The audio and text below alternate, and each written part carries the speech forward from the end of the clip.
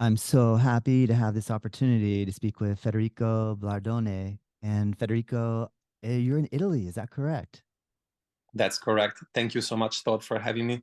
Oh man, well, I this is a great opportunity. I found you via Instagram and I was like, wow, you do such a great job with your posts and the way that you teach on the social media. And then I got a chance to watch you on YouTube, and then I was even further impressed with your way to communicate your passion for yoga. So for me, this is a really great opportunity, and I just want to, I'm very thankful that you're taking some time for me. I know it's late in the evening, and it sounds like maybe you had a big day. Can you walk me through a little bit like what your day has been like? Well, a day, like a usual day in my life, A would day in the be life of waking up. yeah, Yeah, exactly. yeah. It would be waking up in the morning, and the first thing I like to do, if I don't have classes on, I would start with meditation and then pranayama, and then I love listening to at least 1 hour of Vedanta philosophy every day. And this is something for everyone. If you want to get rooted into Vedanta philosophy, I would suggest to study with Swami Sarvapriyananda from the Vedantic Society of New York. So I listen to his talks every day, at least 1 year, at least one a day, because Wow. the practice of jnana yoga, which is a fundamental part of my journey, requires you to do shravana, manana, and nididhyasana. And shravana is the listening part, and manana is the pondering on it, and then the nididhyasana is Vedantic meditation. So this is something I try to do every day for my practices. And then I like to take, care of my body. So today I went to do acupuncture to a very good doctor here in Italy, and then I go teaching, and then rest for the afternoon. That's it. Wonderful. Amazing. Did how did you first find the Vedantic school that you listened to the lectures in from New York? See, it was during COVID, and my teacher told me, since you have a lot of spare time right now, try to find at least 1 hour every day to listen to philosophy. And after I did it for the first few weeks, it just became a must. And I've been doing that since the beginning of COVID. Now it's around 3 full years that I listen every single day to Swami Sarvapriyananda. And it has become such a grounding practice because it really gives depth to everything that I write in my post. It used to come from me studying the Shastras, so the books like the Gita and the Yoga Sutras and the Upanishads. But then I managed to give depth to that knowledge through his teachings. Because you can read the Gita 100 times and never really truly understand it. When you get the explanations from a master, then you can a whole new world unfolds. So my teacher is the one that introduced me to it. That sounds amazing. Is this something that we can subscribe to and or have access to? Is there like a like you Definitely, he has a there's a YouTube channel. If you just type down Swami Sarvapriyananda or Vedanta Society of New York, cool. it will just come up. He used to teach first in LA, and then from LA he was promoted to New York, to the New York Vedanta Society, which is the biggest center in the world. Actually, it was founded by Vivekananda, Swami Vivekananda. Yes. So he is basically one of the one who took the place from Swami Vivekananda. So it's that important in the matter of Vedanta philosophy. Wonderful. Can you share something that you might have heard recently that you feel like you can apply to your life that really helps you out? So the whatever we study, he has so many different sections there. So you can learn the basic of Vedanta, which is Vedanta Sara or Aparokshanubhuti, or you can learn something that is more tailored to you. Like if you really like Advaita Vedanta, the non-dualistic school of Vedanta, you can study Mandukya Upanishads. He's a master of the Mandukya, and that's a Oh, wonderful thing. yeah. And then if you want to be more practical in your life, then you study the Gita with him. And the second chapter of the Gita is one that I actually wrote down in my notebook.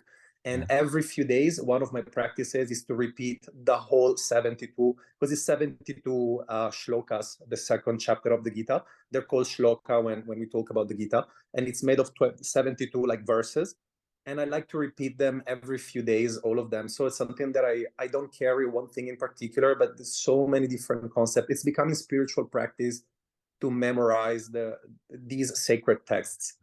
Are you memorizing them in I Sanskrit? wish I could say in Sanskrit, in the Gita, not in Sanskrit. The Yoga Sutras in Sanskrit and Yeah, definitely in English. yeah, But the Gita is a little bit harder to learn because the shlokas are a little bit longer, while the Yoga Sutras are a little bit more concise because yeah. they are aphorism, I think it's called in English. I'm not sure, but they're like the sutras are much shorter and they condense a lot of knowledge into that small portion. So while the Gita is a little bit better explained in that sense.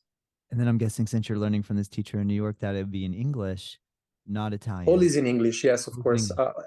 Your Look, English I is so started good. Your yoga English is so, when I yeah. was living in Australia. So Oh, wow. all my knowledge comes from an English background in terms of yoga. Yeah. Yeah, cool. Were you born and raised in Italy? Yes, I was born and I was raised here. And at the age of 20, I left Italy and I went to Australia. I had this strong calling towards Australia. My sister was there and she told me, this is an amazing place, come. And I traveled a lot also in the States, in the United States. And I can say that Australia and the United States, for so many points of views, are similar. And Australia is a much younger country and still has a lot to explore, a lot cleaner in a sense of not so many people, and like a lot of spaces. And yeah, it's a wonderful country. I That's loved so living there. that's so cool, Federico. I'm so happy to hear that. When I was 20, I did the same thing. I immigrated to Australia and spent 5 years over there, That's and lovely. then came back. Where in Australia were you? So I landed in Sydney, Uh, but it's a really expensive town. And after 3 months, I finished all my money. I couldn't speak English at the time. So I had to do farm work. And I went to pick, Yes. I was really lucky because I got the work in a passion fruit farm. So I was picking passion fruits, which is, it's a really cool job. And for a few months, I did that to earn some money, to learn English and to get my second working holiday visa, all these little things. And then I lived in Melbourne, then I lived in the Gold Coast, and then I went back to Sydney, and I just stayed there for 5 years. In total, I spent there 6.5 years. Yeah, it was a Nice. long time. That's amazing, Federico. Very cool. And they Um, have a very big love for yoga there. That's why I got very close to this discipline there. is that, oh, well, first, let me back up a little bit. Where in Italy are you? Very close to Milan. In the north, there's the second biggest lake. There's Garda Lake, which is the first one, and then there is Lago Maggiore, which is the second biggest one. And I'm here, very close to the border with Switzerland. Nice. What was your first introduction to yoga? My sister, look, I started practicing yoga because I was feeling philosophically challenged in life. I felt I had no purpose. So that's why I feel that the philosophy part of yoga is such an integral part of my journey. The asana part came after the philosophy part. And I was 21 and I was feeling really depressed. And I had this really, I was really struggling to find my place in the world. And then when I started reading, it's a very simple book, is from Paramahansa Yogananda. Everyone knows that book, is Autobiography of a Yogi. And my sister, she just told me, she said, read this paragraph. And it was the one where he was comparing the Hindu text with the Christian text, with the Muslim text. And I was thinking, well, it's such a beautiful point of view to find so many connecting links from different religions. And it gave me a different perspective of life. And then I started doing asana. And then I was thinking, the first yoga practice I did, I thought to myself, this is it. This is what I want to do in my life. Right after I did my first asana class, I was thinking, this is what I'm going to do. Yeah. It was very clear. Amazing. That's so cool, man. I love hearing that. In terms of the asana world, what was your first introduction in relation to a specific style or non-specific style? I wish I started with a non-specific style, but I Ah, started with Ashtanga yoga. ah, So I'm not saying I'm great not, answer. Great answer. Why would you say I wish I started non-specific? I can't wait to because I hear. realized that all my students that start with non-specific get such stronger background and Ah, basis rather than just doing every single day the same sequence until your body is ready to get the next pose. There are so many poses in the second series of Ashtanga Yoga, like a simple Salabhasana or Ustrasana. They are the ground of so many other poses, but then in Ashtanga you don't get to do it until your third year, until you get to, mm, until you get to second series. Great point. Great point. Did you And practice? also, Please. okay, I wanted to add something about Ashtanga because I had this strong experience. I practiced for 6 years on the Ashtanga every morning up at 5 and doing 3 hours every day of practice. It Yes. was actually up to 3 hours. I really took it seriously for a long time. Yeah. And I realized that in the specific styles like Iyengar yoga and Ashtanga yoga, if you look at the energy of the type of practices, they are very male-oriented practices. So if you look at, they come from Iyengar, they come from Patabi Joy's family, and they have this chest out and straight spine. It's a very hardening structure, you know, that's a very male energy. Well, I'm thinking that sometimes you can find much more female energy and softer energy in other mixed styles of yoga. Yes. And that's what I'm going towards right now with the embodied movement, something that is more soothing and healing rather than hardening, you know. And that's what I'm trying to move my teaching towards, something a bit different. That's so cool, Federico, because I saw on one of the descriptions in your YouTube, you gave a lot of credit to your guru, hopefully I say name properly, but I know you helped me out, but Parveen Nair. Perfectly said. And his Instagram handle is inborn movement. Inborn movements, correct. And so when I was watching He's him, yeah, I was watching him on his Instagram today, and very cool. Like everybody listening, please go check out. I'll have all these Instagram links in the description. Just click it and go check them out. The way he kind of makes yoga very dance, but not like, I don't know. I guess if I was thinking like it doesn't look like he's trying to make it like dance. It almost looks like it's just more very natural. Obviously, from the name of his handle, we would get that idea. But can you tell me a little bit about your connection to There's so him? much work. Yeah, there's so much work behind these. So he has started the embodied movement in the last few years. He has a 15 years of Iyengar yoga teaching. So he used to be, if you go to Rishikesh in India, that's where I met him. He used to be alongside another lady from Switzerland that now lives there. They used to be the first two teachers that people would go for to practice Iyengar yoga. And Rishikesh is a very big hub for Oh, yoga. wow. So he Wow. used to be really, really famous in terms of Iyengar yoga teaching in Rishikesh. He actually is from Malaysia, but he moved to Rishikesh to teach. And he realized, and I spent a lot of time with him, and I got really close to him. He's not only my teacher, he's also my guru. He's teaching me everything that there is to know in terms of yoga. He's my teacher. So he, after doing 15 years of that practice, he realized that there was something missing, and he started realizing that many injuries that he developed by doing the practice, that it's superimposed to you, because most of these practices are superimposed in terms of alignment, in terms of someone else's body fits this, so your body has to fit it as well. And then he started studying Vanda Scaravelli work, and the book from Vanda Scaravelli is called Awakening the Spine. So this is why I was saying this before, because many yoga styles tend to become very rigid in the spine to make it really stiff, you know, grow tall and harden the body. Well, Vanda Scaravelli introduced this concept of awakening the spine, which is the fountain of youth. And then Bonnie Cohen, she's in the States, in the United States. She used to be a dancer, and she also does a lot of embodied movement for dancers.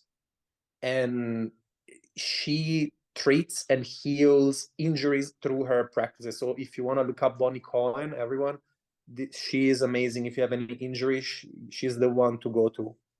Yeah. Oh man, great advice. I'm so excited to check these guys out, these people out. Did I also practice Ashtanga and studied in Mysore, and am really having to have to change the way I do things due to a back injury.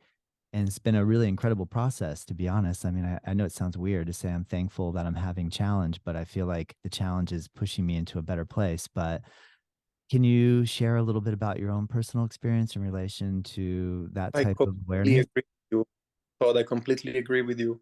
Whenever you start having an injury, that's where the practice really starts in Mm. terms of spiritual practice, in terms of accepting your limitation, and you stop using your body as a performance tool.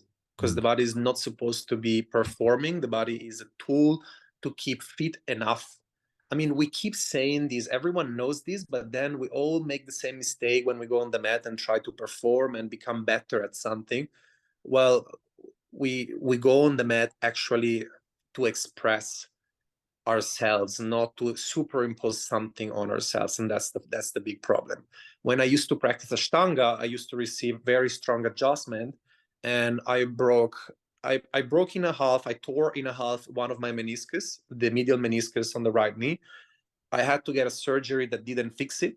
And now everything I do, I have to be very careful how I move the knee. So I had to relearn how to use the half lotus techniques and the malasana techniques, because I realized that was giving me pain every time that I was doing it out of alignment. So now with my students, I'm really proud of these, but I've had them for many years and they have never had any injury, because after me feeling this pain for so many years, I learned how to prevent it. So I'm very strict and very severe on certain alignments, but because I have realized that certain alignments, they are biomechanical alignments and not asana alignment.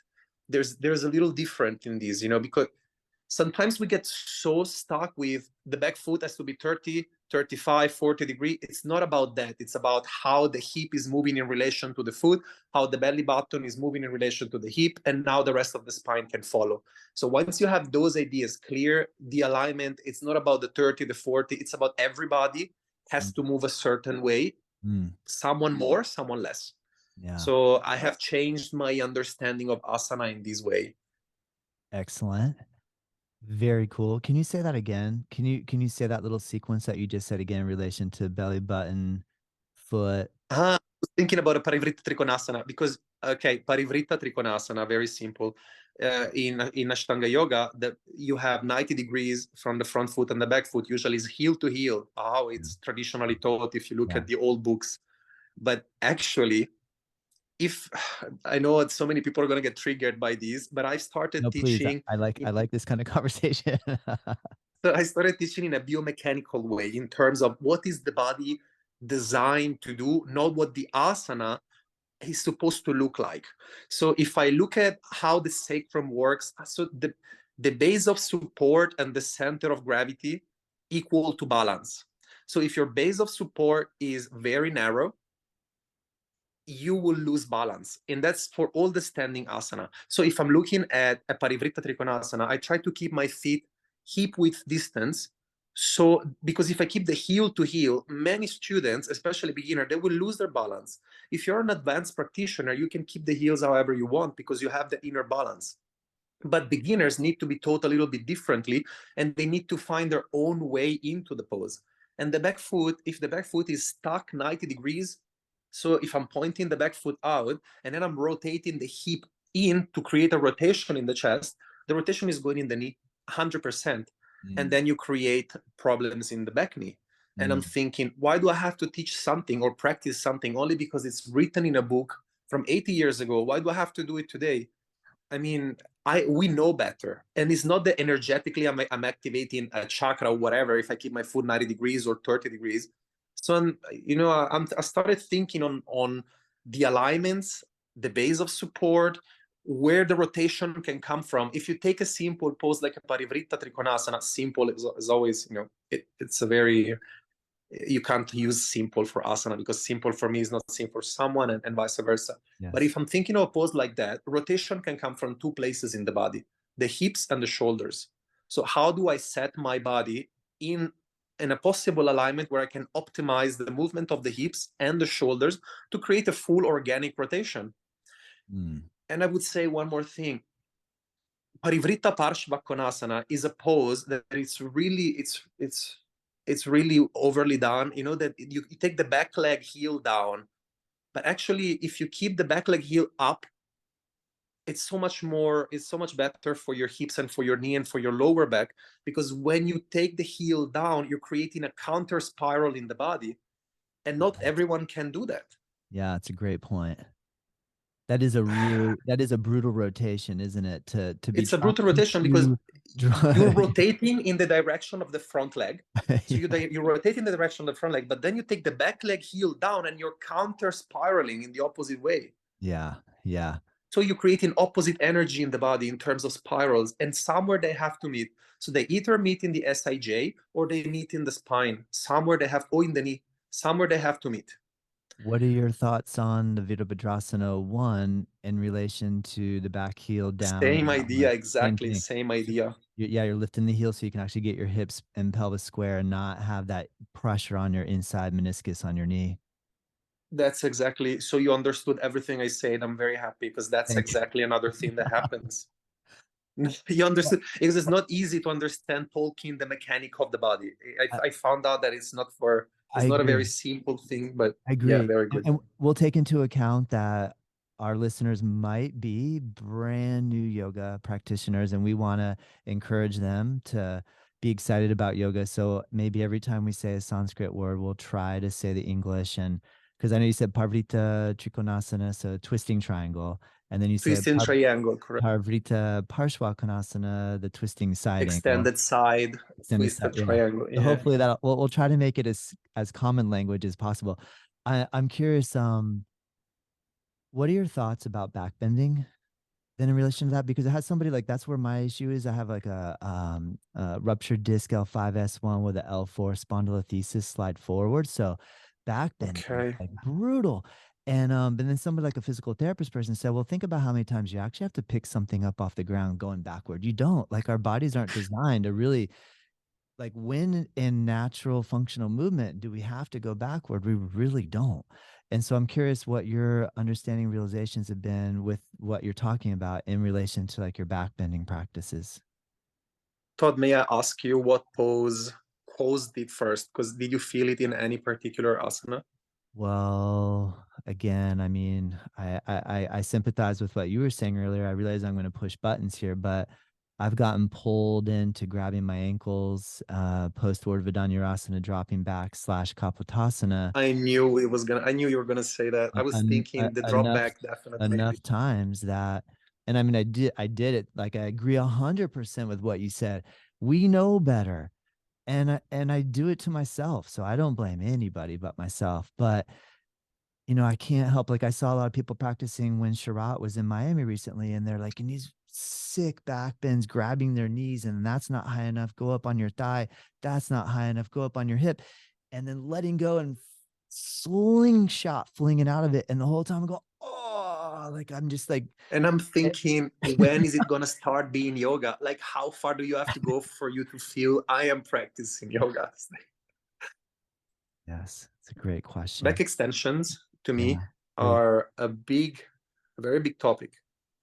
I struggle very much with my body. My body is not designed for back extension, and I managed to do most of the poses in back extension in terms of Kapotasana. I'm talking about that because that was my nemesis, of course. I'm not joking. It took me 7 years to do it. 7 years. I was I believe stuck in you. Ashtanga Yoga. I believe They you. kept me for 7 years without giving me the poses after that. And And every day I was practicing full primary up to Kapotasana, and I got frustrated a lot.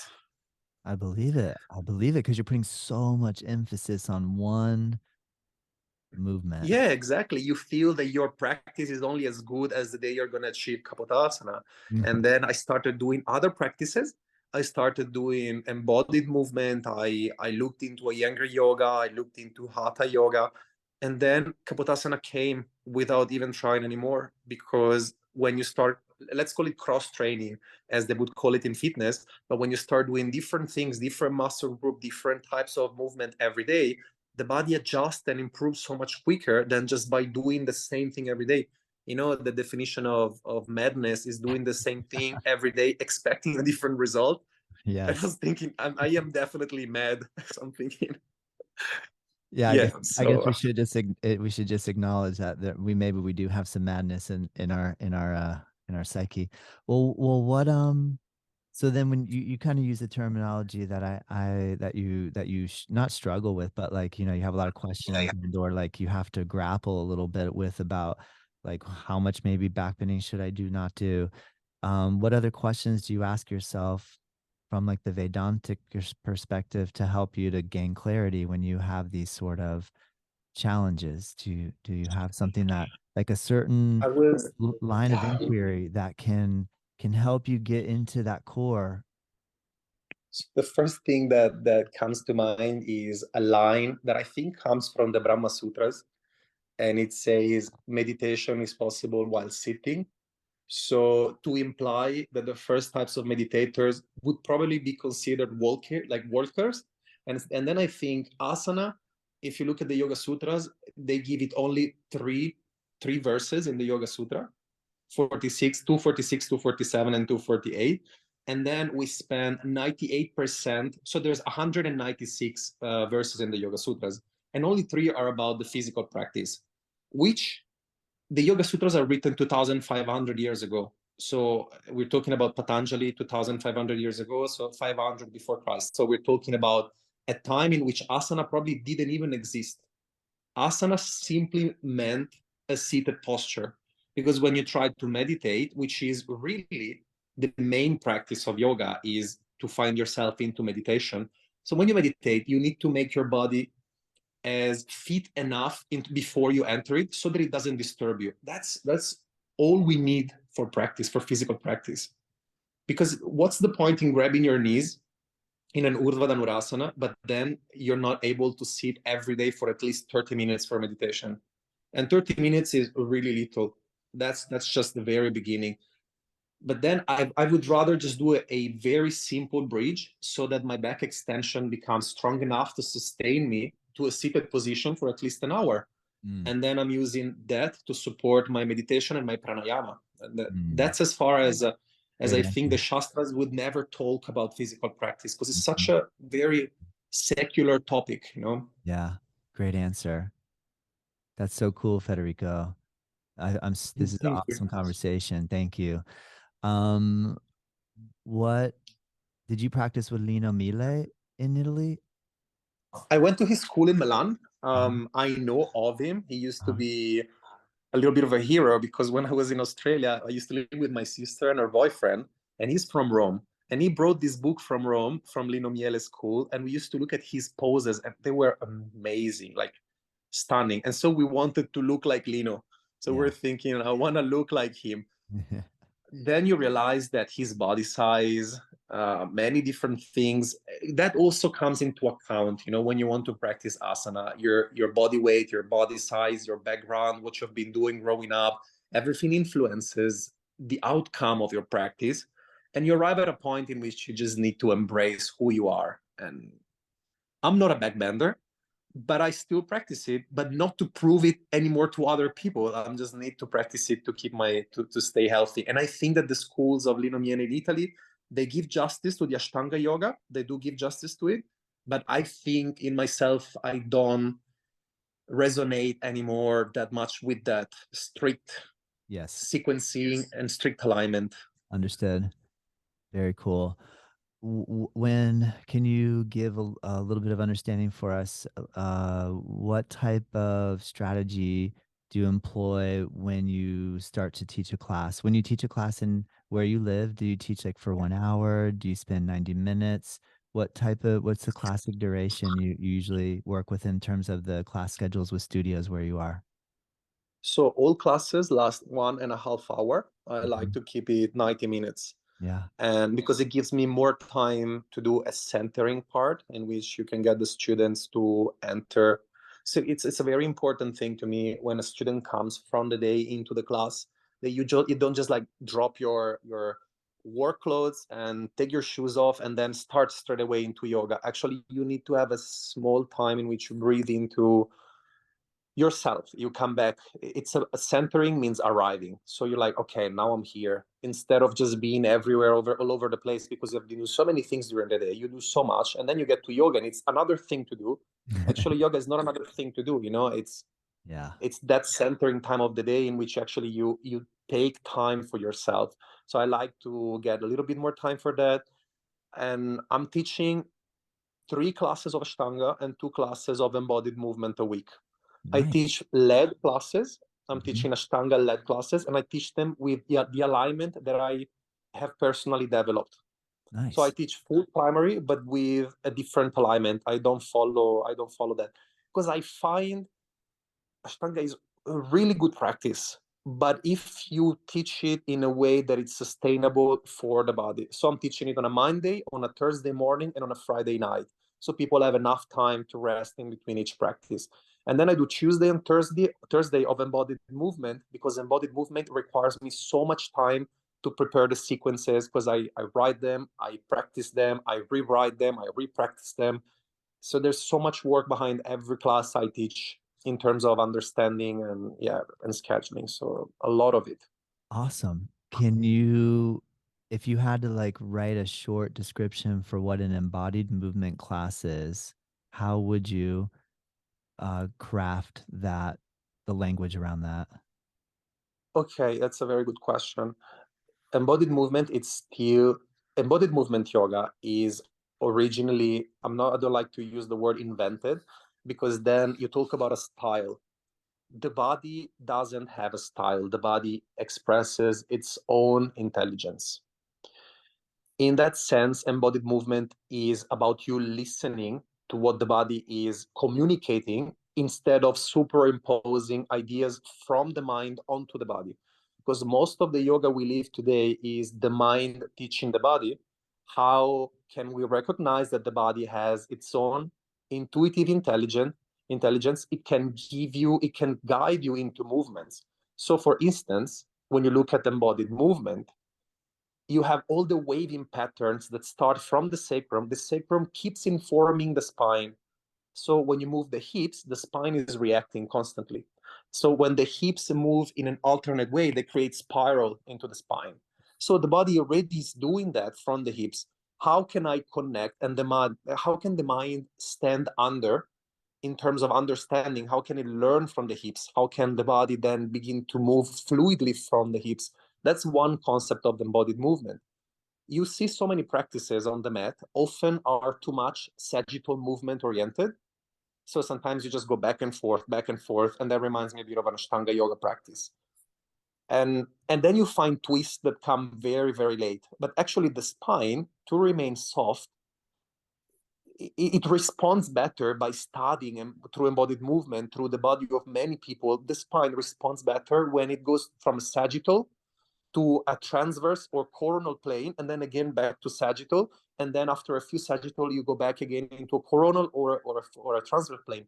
So Mm. we try to use these concepts to create softness in the spine. So this is what embodied movement is looking for. And one more concept would be looping movement. So a movement that can be, you can create a flow that gives you Mm. a loop in that sense. Yeah. So like a cat cow that becomes more of a waving pattern where you can go back and down and up. I mean, on my YouTube channel, there's so many. Yeah. I was watching some of You the, yeah. there's a lot, but then I do something different from my teacher. I also like to still use the mind to teach the body. So I do the first portion of my classes in the body's teaching, and then the second portion, the mind is giving directions to the body to create a posture. I'm still at that stage of practice. My teacher is way more advanced than I am. I Yes. still need to use both perspectives to create a meaningful practice for me. Yeah. I love how you said, yeah, the relationship of the mind teaching the body, but then within the embodied movement, that challenge of having the body teach the mind. That's really cool. That's a good idea. It's a great idea. there, there's a lot to it actually if you start Yeah. exploring this thought. Yeah. The body and the breath is a teacher. I'm actually creating a few sequences because I was called to do a big job for a big company here in Italy, and I would like to put a few classes that I'm developing onto their platform. And they asked me to develop a sequence of series, and I started thinking to myself, actually, if I have to make a series in which each class is connected, then I wanted to use those that are the teachers for the practice. And where do we learn from? So we learn from the body when we practice. Definitely, the body is teaching us, as we just mentioned. The mind is teaching. The breath is the teacher in terms that the breath can lead you deeper. The breath can guide the length of the movements. There's so much to the breath in terms of a teacher in the practice. Then the tradition is a teacher, because tradition is also important. We start from tradition and then we move into more of a freestyle. And then the last teacher is gravity. So how the body is responding to gravity. And in gravity, there is the concept of relaxation. Because we use in class a lot the word relax, relax. But what does, relax mean really? When you explore the force of gravity, it unfolds. The meaning just unfolds in itself. When you stop fighting the force of gravity, Shavasana is a great teacher of relaxation because you stop fighting that gravity and you can feel your body sinking. And how can you collaborate with gravity through movement in order to feel that? There's certain movements that do that. Very cool. Good point. How do you now relate to concepts like Mula Bandha and Uddiyana Bandha? So like the root lock and or the flying upward lock. How are you now connecting with those concepts that you probably originally with the Ashtanga world were like, you just do it, you're just going to squeeze. And I mean, I think the idea of Uddiyana Bandha, like in what you were just saying in terms of if gravity and there's always this downward motion. So the thought that if I could draw in and pull up and find some like stabilization in between the down and the up, what are your current sort of feelings about Bandha in relation to, say, the embodied movement school? So I personally use the idea of a bandha to protect the lower back, and that's as far as I go with the bandhas now, Yeah. because the Yana bandha literally in our asana practice have the meaning of creating stability in the belt that we have, the muscle of belt that we have inside. Of course, it creates that inner lift that you feel in the jumping back motion.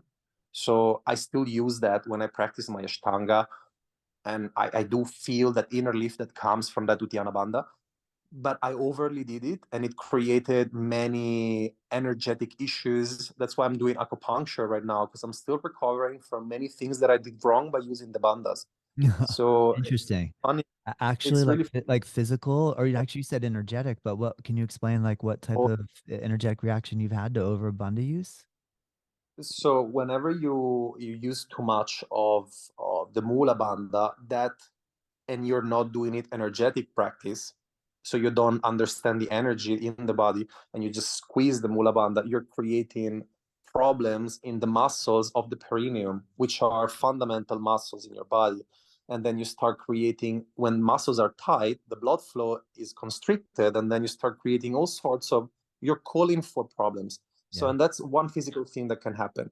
I went to see this doctor, which is an acupuncturist, and she told me, look, your energy is, she was telling me when I was breathing, I mean, she's a medical doctor and she studied acupuncture, she studied Chinese medicine, and it's really hard in the West to find doctors that are tuned to this concept. But when she said that, I was thinking that's exactly what I used to do in my bandha practice. She said your energy is not going over the center of the stomach, because I used to do the Mula bandha, the Uddiyana bandha, and then the Jalandhara bandha, and just keep the energy going down and Mm. up and meet it and make it meet in the stomach, because that's what you're trying to do. Get the downward, the apana to go up, the prana to go down and meet in the stomach in the samana area. And then that's where you mix the energy to create, to, I don't know, in the Hatha Yoga Pradipka, it is explained in certain ways.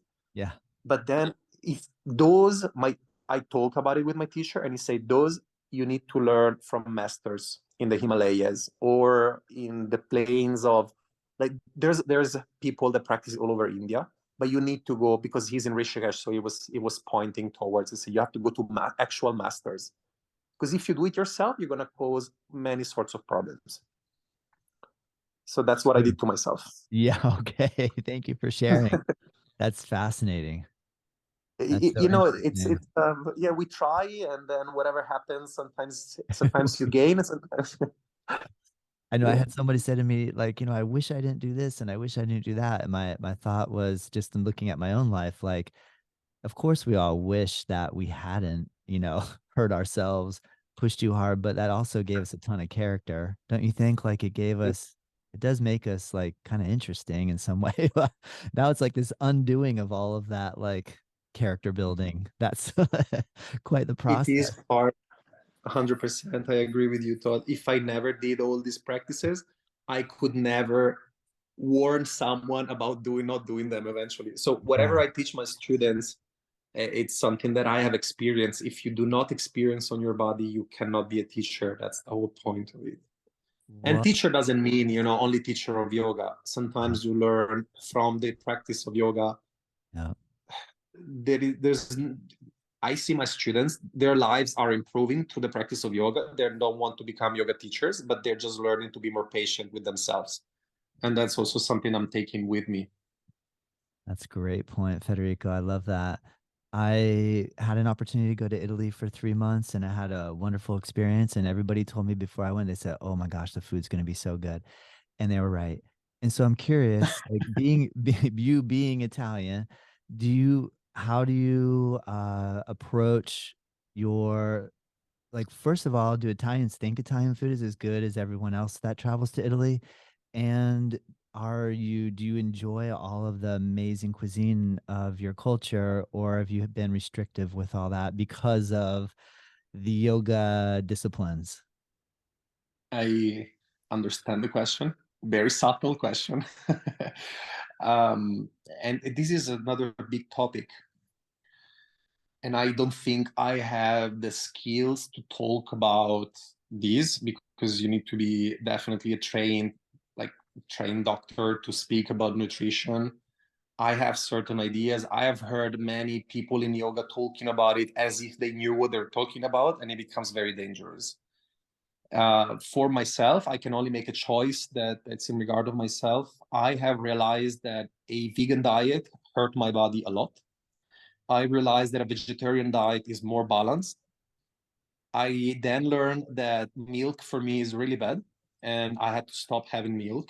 I still have eggs, and my diet has changed so much in the last 12 years, and I've been fully vegetarian for more than 8 years. And since I started going to this doctor, acupuncturist doctor, she told me to reintroduce small fish. She said, be careful because your energy is very depleted and your organism needs some meat. And I told her, I say, I can never go back to eating meat. There's no chance I can have chickens, or I'm not saying that the life of a fish is less important, but I'm saying I could never, I don't feel like consuming it. And even when I had a bit of fish, it wasn't feeling great and I struggled digesting it. But it's important. I mean, for my body is important. I have to respect what is. I mean, I was raised in Italian culture. Food here is amazing. My grandma used to cook for me meat since I was a child. Then suddenly I went cold turkey with meat, and it's everyone has a different type of upbringing, and you kind of have to respect where your upbringing is. You can't just go cold turkey for something because I just want to make a point. I was listening to a podcast about this, and there was this expert that was saying that to produce, I know that there's so many people with different ideas, but he had a good point. He said for someone to have a vegan diet, there's so many pesticides used to kill, and even mammals and snakes and rabbits and birds, they get involved into these massive use of pesticides, and so many animals are dying to produce vegan food. And then you think the hypocrisy that is behind this concept of being vegan. And I'm not justifying someone that's not a justification, it's just the reality of facts. Because I definitely support being vegan because my teacher is fully vegan and he has never had meat in his life. I support that, but I also think that if someone needs for health purposes to consume meat, it's important. I'm just going to finish by saying one thing. I was teaching in Switzerland. I do teacher training in Zurich. And there was a girl that came to me and say, what do you think about being vegetarian or vegan? Because I've been vegan for many years, but now I have a leaky gut. And I told her, if being vegan caused you a leaky gut, that's it's not healthy. Why are you doing that to yourself? And but you feel peer pressure because if you're in yoga and you're a teacher, you have to be something. I think we have to get rid of that as well. It's still being part of a fake alignment. There's Beautiful answer. That's a good answer, Federico. Yeah, I like that. Balanced answer. That's coming from experience and it's not nice to be, say you eat meat. I totally understand that, and being but it is reasonable. what it is. And Yes. Yeah, it's a great point. Isn't it amazing though, like when you start to look at like what you were just talking about, like these sort of superimposed idealisms that we thought yoga was going to bring enlightenment, that it would bring us enlightenment if we adhered to these strict things. And then what you're like, I love what you're talking about and the way that you're evolving your practice with the embodied movement. It sounds like you're finding like, let me find some balance that's not necessarily coming from an outside idea and more just from like just living and feeling and reacting to the moment and being ready for anything. I don't know. Beautiful. Am I getting You're beautiful. I couldn't have. You said it better than I did. Thank you, because this gives justice to what we're trying to do with embodied movement. It's about being a human.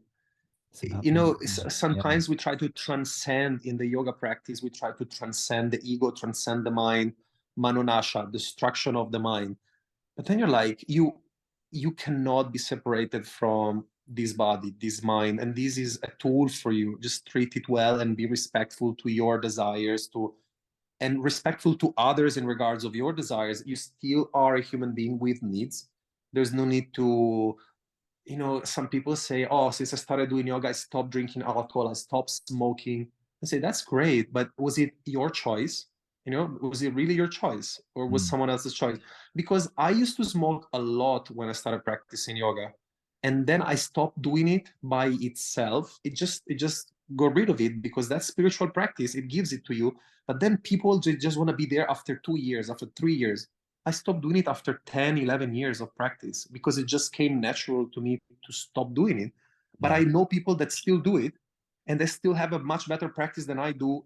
Spiritually speaking, they're much more evolved. And smoking, it's not going to make you more or less spiritual. Like, that's the point. That's a good one. I like that. Yeah, I like that you brought that up. That's a good point. When you can have a glass of wine every now and then, it doesn't matter. It's not going to change you. It's how you do it. Are you attached to it? Are you attached to that? Are you gonna not do it for a week and think about it? And that's not good. But if you can have it and then just let go of it, then you can do it, no problems. Where are you at, Federico, with, I'm guessing you, with the amount of dedication you put into the Ashtanga practice, I'm guessing then you were also taught and learned in the Ashtanga pranayama? I practice pranayama that, look, I went to Rishikesh and I learned all the classical techniques of pranayama. We're talking about the Kapalabhati, which is also one of the Shat Kriyas, the purification techniques. But Kapalabhati is usually taught, and then you have your Anuloma Vilom, then you have Nadi Shodhana, you have the Ujjayi pranayama practice, which is not the one that you get in Ashtanga. It's a bit of a different one. Then you have the Bastrika pranayama, Chandra Veda, Surya. Like, you have so many different varieties of techniques that I have learned. And then I thought my pranayama practice revolves around Kapalabhati, Anulom Vilom, Nadi Shodhana, and then doing a few kumbhakas here and there without forcing the bandhas, because that also brings emotional instability when you do it too much. Yeah. And half an hour every day, and that's more than enough. Half an hour of pranayama. I used to do 1 hour, and it's crazy if you think about it. An hour of pranayama, you don't need to breathe forcefully that much. It's just crazy, What do you think the purpose of pranayama is then in relation to your own experience? So pranayama definitely steals the mind. So whenever I practice pranayama, you feel a calmness. You just cooled, like the mind is heating up constantly, looking for something, but the mind is cooling. It comes back to a much grounded, territory where you can start exploring. So I do something, though, although I notice this every day, but I still do meditation first and then pranayama second. Because as soon as I wake up, that's when the mind is the stillest, is completely still. And then I can completely be silent in meditation. And then I start doing pranayama afterwards. And I know it should be the opposite, but for me, it's really working like this. So it doesn't really matter. Yeah, I agree. I like that you brought up. Everyone can do different. If you look at the ladder of Ashtanga Yoga, you have asana, pranayama, pratyahara, dharana, dhyana, samadhi. So you should start first with asana, and then you should start your day doing pranayama, and then you do pratyahara, and then you do dharana. And you're thinking, no, why do I have to do it like that? I wake up in the morning and I do meditation. And the funny thing is that if you do it every day, the practices just mixed with each other. There's not before or after, because I'm doing meditation every day, pranayama every day, asana every day, and they just mixed. There's not one day, another day, another day, just one long continuum practice. Yeah, that's cool. That's cool. And again, going back to like your opening statement about, I would be happy if I had started off in a non-specific world and then got more specified. And I'm curious, like, it seems like going back to the embodied movement element, like if you're listening to what your body and you're like, you like to meditate first and then pranayama. So just because the order is over there, and there's like this strict adherence of like, this is how you're supposed to do it, and you do it. But if you just do, okay, so let me back up a little bit.